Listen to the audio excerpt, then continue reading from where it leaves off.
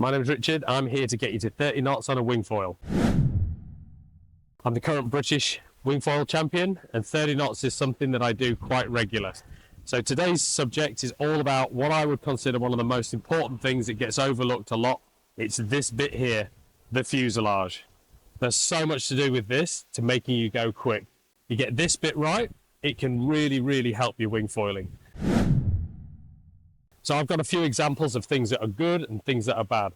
Fundamentals of wingfoiling and to going fast is mitigating lift. Lift is the thing that you need to try and get over. As faster you go, the more lift you get, the more front foot pressure you get. Now, the trick is you can either change three things. The wing, go slower. The foil, go smaller. The angle of the fuselage to give you less lift. Or change this bit here. This fuselage bit is one of the constants you can change to really make a big difference to your wingfoiling. Let me explain. This is a really big fuselage, as you can see. So this is typically what they would use on a windsurfer. Now, windsurfers generally have really long fuselages, and the reason they have super long fuselages is because they need to create a lot of lift. The longer this back end is, where the stabilizer is, the more lift you're going to get.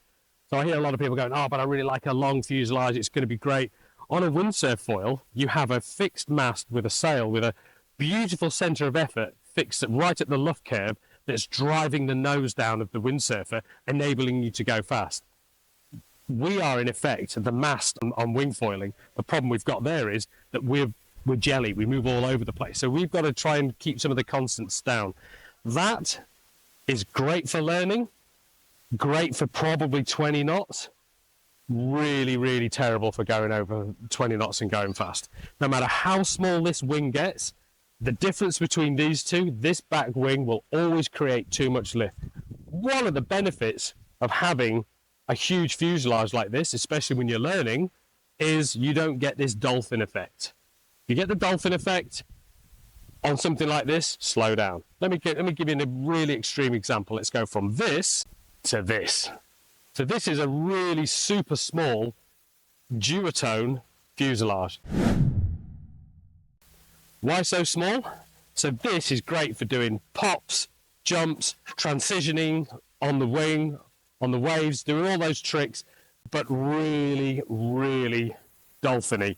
So you get this huge movement, very difficult to control when you're going fast. We're all about speed. We're not interested in maneuverability. We just want to get this thing to go down the strip as quick as we can. Clocking 30 knots is where we're trying to get to. This isn't going to get you there. Now this is going to get you there. Bit between the two, this thing here, this will do 30 knots all day long. Just to give you an example, this is a production foil. Let me show you what the custom foils are made. Pretty much the same length. So that's a 30 knot plus foil. That's a 30 knot plus foil. They're pretty exact. But that's super quick and that's super quick. Okay, so we've got the length sorted out. We're going to measure that length and we'll tell you how long the fuselage should be from tip to tip. So from tip to tip, we're around the 66 centimetre mark, maybe 66. You could probably go to 68, 70 at a push. That would be a great foil. That would get you there quickly. Okay, so that's the length sorted out. So there are other things that need to be organised as well in our heads before we go fast. Drag. Drag is the thing that you need to eliminate the most. So here's two very similar, almost identical length fuselages.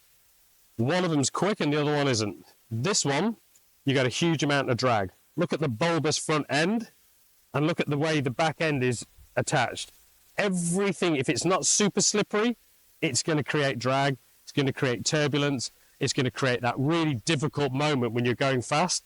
Anything over 25 knots, things get really sketchy. You get to 29 knots and stuff starts going into the next level.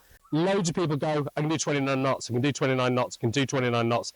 You get to 30 knots and it really does start changing because the amount of energy going through that foil in the water creates a huge amount of turbulence. This won't do 30 knots. This will. Look, super flush. Beautifully made here. No drag whatsoever, absolutely limited drag. So if you haven't got something that's super smooth here, you're not going to get that. You're going to get high speed, you're going to probably be the hottest guy on the racetrack where you are, but you're not going to go 30 knots. You've got to get all these things together to get it right. So that's really, really important.